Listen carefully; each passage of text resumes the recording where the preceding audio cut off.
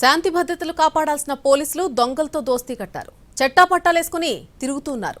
ప్రజలు వారి ఆస్తుల భద్రతను గాలి కొదిలేసి వాటాలు వేసుకుంటున్నారు. కర్నూలు కాకి శాఖలో కొందరి తీరు తీవ్ర విమర్శలకు దారితీస్తోంది.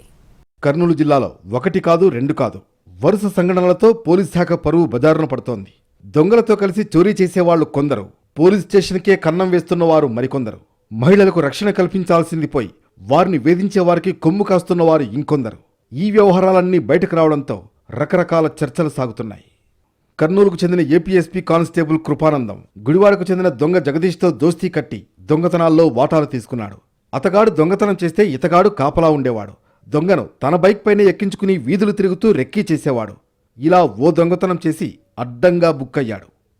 శివారు ప్రాంతాలే అడ్డాగా జనసంచారం లేని ప్రాంతాల్లో ఏకాంతంగా ఉన్న ప్రేమజంటల్ని టార్గెట్ చేసే ముఠాలు మరికొన్నున్నాయి.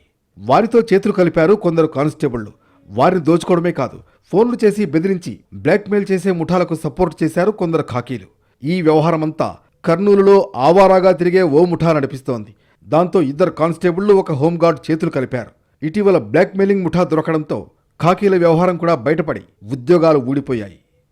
ఇదంతా ఒకెత్తైతే కోడుమూరు పిఎస్లో సీజ్ చేసిన 5 బైకుల్ని ఒక కానిస్టేబుల్, హోంగార్డ్ మాయం చేసి అమ్మేశారు. విషయం బయటపడి ఇద్దరిని సస్పెండ్ చేశారు.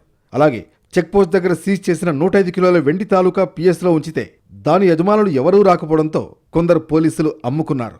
5గురు సస్పెండ్ అయ్యారు. ఇది సంగతి. శాంతి భద్రతల్ని కాపాడాల్సిన ఖాకీ శాఖలో కొందరు అడ్డదారులు తొక్కడంపై తీవ్ర విమర్శలు వ్యక్తమవుతున్నాయి.